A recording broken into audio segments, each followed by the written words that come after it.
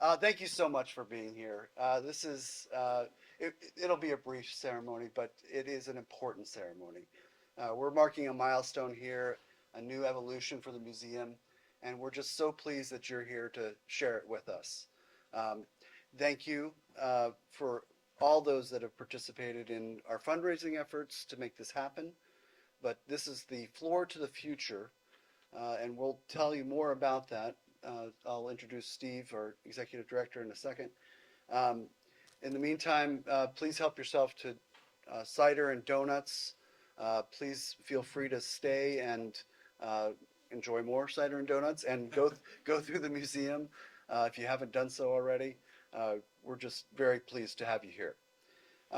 At this time, I'd like to introduce Steve DeLessio. Steve is our executive director. He began as a board member, and somehow they convinced him that he needed to lead the show. So he came on board about 6 years ago, and he's done miraculous things here, most of which was hiring the staff. And so, but we're a close knit team that really enjoys each other's company and really enjoys moving the museum forward, and that's what today is all about. So without further ado, Steve DeLessio, our Executive Director.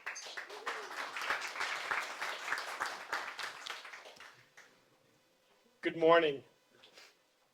I have the pleasure of being the Executive Director of the American Precision Museum. 7 years ago, with the guidance and support of several board members, we developed what became known as the Transformation Plan. This plan presented a bold vision to ensure that the museum remained relevant to the industry it represents, and to create a place that would inspire new generations to explore careers in manufacturing.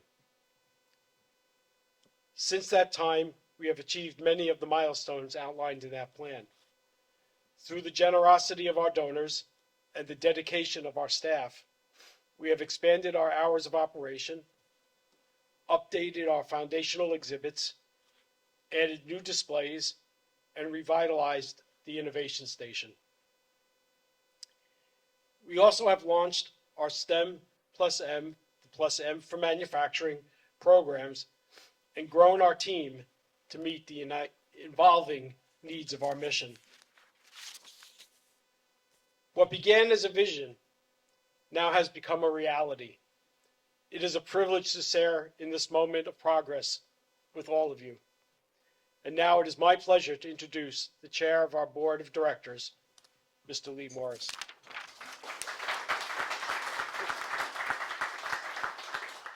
He certainly kept that brief.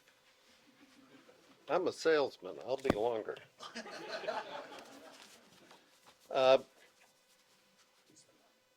Groundbreaking. You know, it's a renovation launch. Mike, you need to use the mic. Okay. Renovation launch. Whatever we call it, today marks the physical start of a bunch of improvements that we anticipated in this transformation plan, and I'll just list them off. We're going to increase by 60% the public visitable space in the museum. We're going to give public access to the second floor. You needed to be an athlete to get up there before. Now we're going to get kids and their parents and their grandparents up there. A legitimate classroom for students to follow up on the STEM plus M kits that Steve talked about. The kits are for classroom activity at the school, but they're enhanced by group activity here at the museum. Open space for students to exercise trial and error with first robotic structures of their own design. And the core facility is the Gene Haas Center for Manufacturing Inspiration, which I'll talk a lot more about as we go along here. We're also adding exhibit space with our increase for developing technologies. A lot of history out there. We're going to be putting into the museum things about the future. Um, I think we've got to say something about the funding of this project. Um, we're we have a project that's $2.8 million in scope, and we already have pledges and donations that exceed 2 million. If we're optimistic, it's a nice bump above 2 million, but I come from the world where cash in the bank is better than a promise. Uh, I want to make some special acknowledgments. The state of Vermont uh, put forward a matching pledge of $500,000 under a community revitalization and recovery program, which in 2023 encouraged us to go forward. We were awarded this grant. Uh, in the meantime, as we fundraise, I just want to start by offering humble appreciation to the people that have donated $25, $50, what they could give. It's so important for us. But there are some special thanks to offer. There's a past board chair here who has made a very special donation, Rick Roush. The Putnam Foundation, the Couch Foundation, Alan Curran, just retired as owner of Royal Products, made a major donation. And we have local citizens like Jane Osgood and Doug Klein who are kind enough to share and support what we're doing here. Finally, the main event for gathering here is we've received an extraordinary 7-figure grant from the Gene Haas Foundation. And that merits telling you a lot more about what is the Gene Haas Foundation.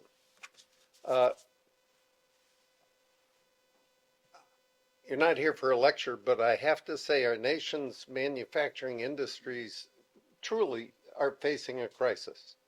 They can't get, they're retiring skills at a rate much quicker than the skills are coming into their companies.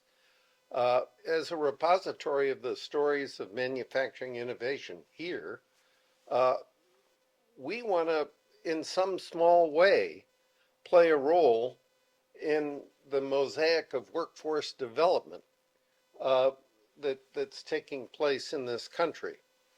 Our small role fits into the long game.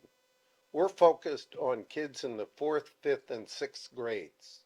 And we're giving them an opportunity to understand that making things is joyful, and it's it's a form of manufacturing. We'd like to get them thinking that manufacturing can be in their future. So at the core of our development upstairs is the Gene Haas Center for Manufacturing Inspiration.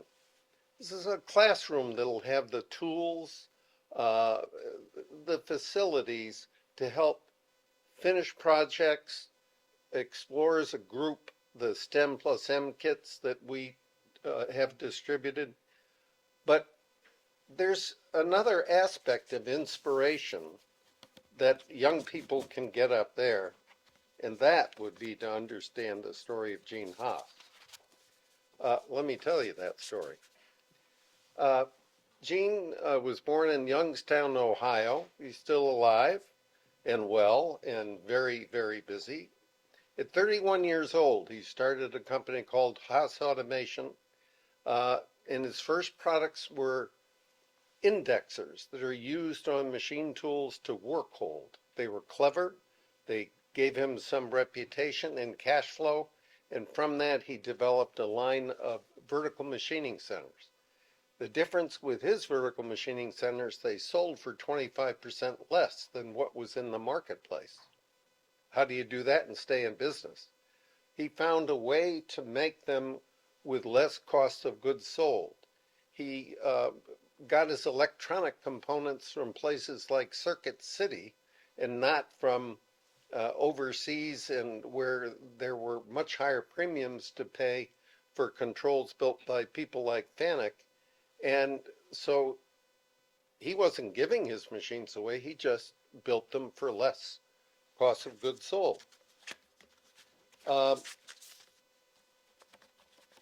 It's interesting when you carve out a position like he did. He became number one by quite a little bit in that space. But uh, here's some things to understand what this 31-year-old man, who's now in his early 70s, completed with his privately owned single stockholder company. Haas Automation has become the largest machine tool builder in the United States, with sales over $1 billion. They have 1,000 employees plus that make 1,000 machine tools plus per month. In machine categories that they offer, they generally enjoy a 40% market share. Think about products that, cars, television sets, 40% market share. That's extraordinary. They're the largest exporter of U.S. built machine tools. Not bad from a little company that started in 1983.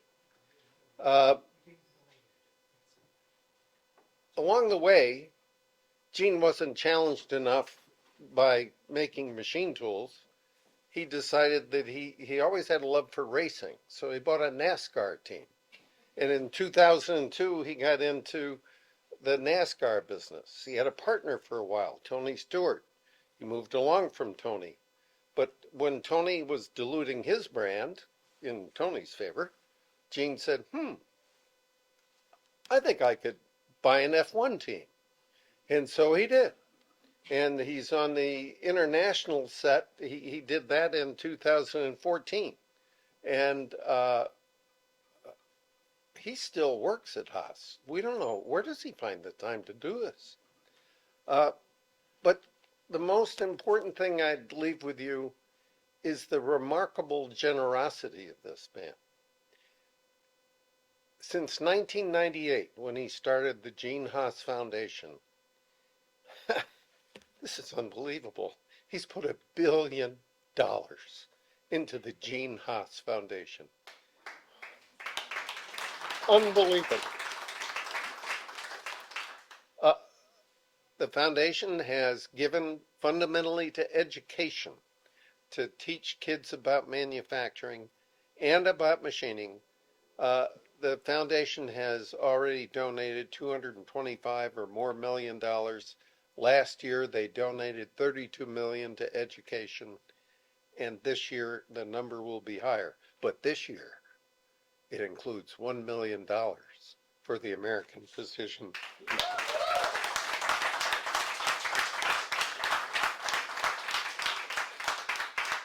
The executive director of the Gene Haas Foundation is with us today, Kathy Luman. She's been 36 years associated with the company. And Kathy, I don't know if you want to say anything or you want to do anything. Great job. We love your boss. Help her out, Dave. Yeah. So Kathy, we have a ceremonial check, but it hasn't been signed yet. So if you would do the honor of signing the check.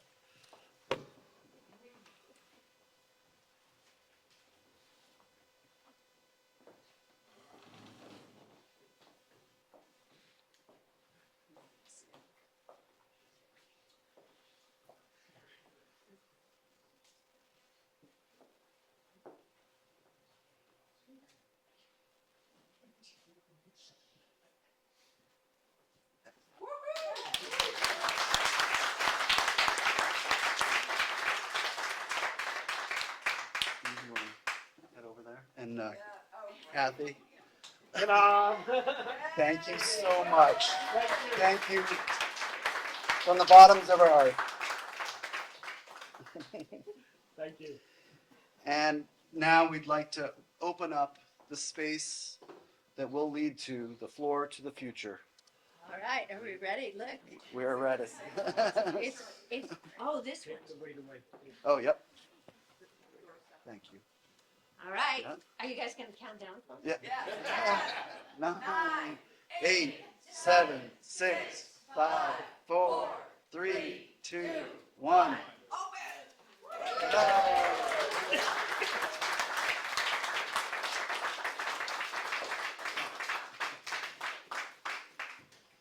Thank you, Kathy. Thank you for your support. And thank you to the Gene Haas Foundation. And thank you all for coming. And please feel free to hang out as long as you'd like, and I'd love to see you. But we are not going to take you to the Floor to the Future because it's a bit of a mess. We're doing a lot of work to clean it out to get ready for construction. The actual date will be October 20th. October 20th. And we're well on our way. So very exciting. So thank you for everyone for being here and celebrating with us today.